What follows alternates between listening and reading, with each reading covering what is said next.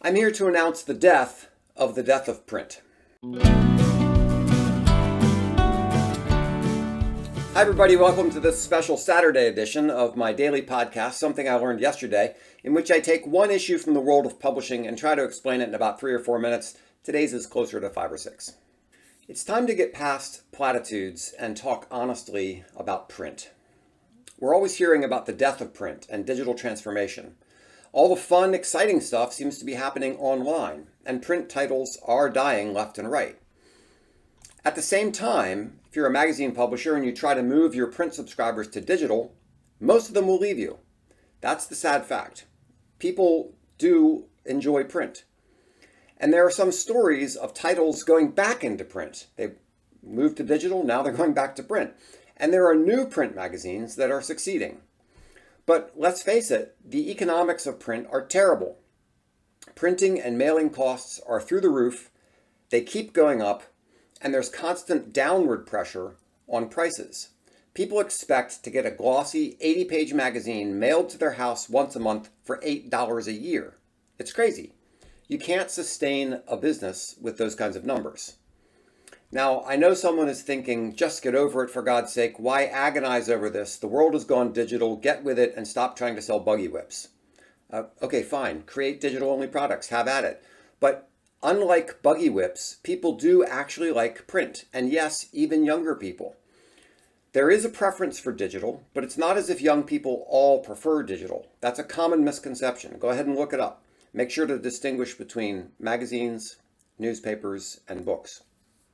The problem publishers face is that people don't like to pay for print, but they still want it.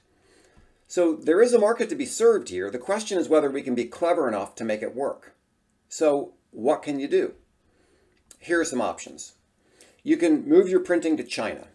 For some reason, they're able to print things cheaply in China and we're not. Maybe they're not subject to the same environmental and human resource restrictions as American companies. I don't know. But however they're doing it, they are doing it cheaper. So if it doesn't bother you that it's probably not fair competition, and if you can wait 6 to 8 weeks for the product to arrive, that's an option. Move to China.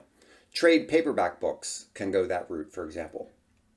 Another thing you can do is you can raise prices to cover the increasing costs. But most magazines can't do this. They'd lose 80% or more of their subscribers if they tried to bring the prices up to cover those kinds of costs. The numbers just don't work. But what you could do is reimagine your product as a luxury item or create new luxury products and sell those at a premium price. It's worth considering. Some titles have done this successfully. Another thing you can do is you can accept that print is a loss leader and create other business opportunities around it. For example, you can sell a cheap investing newsletter to entice people to subscribe to your really expensive newsletter. You can find the enthusiasts in your market and sell high-ticket items to them, cruises, special events with the editors, dinners, whatever. You can monetize the audience itself, and I don't mean that in the creepy way that Google does, where they give us something for free and then make us the product. No, get consent, tell people what you're doing, don't be Mr. Creepy.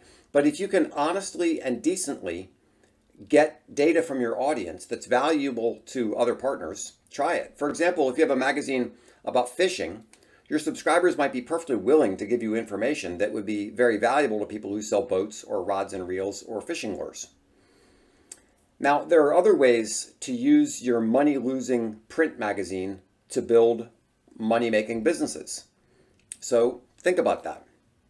The economics of print are bad and they're getting worse. But people still love print.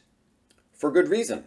Print is simply better than digital in many ways. Now, of course, digital is better than print in many other ways. They both have their benefits in different areas.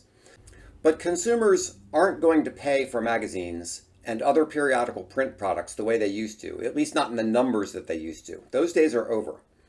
And every print publisher is facing this problem. So who's going to come up with the right formula to make all this work? Or do we just have to give up and admit that everybody's going to be playing on TikTok all day? And that instead of giving your daughter a hardback copy of Goodnight Moon, you're going to give her a smartphone. Well, I love technology, but I don't want to live in a digital-only world, and I don't want to be assimilated by the Borg.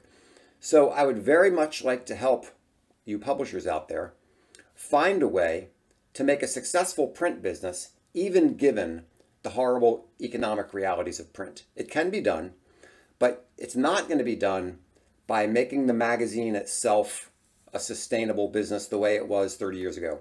Those days are over, but there are other opportunities. If you're curious, give me a call. I'd love to chat with you about it. Thanks so much.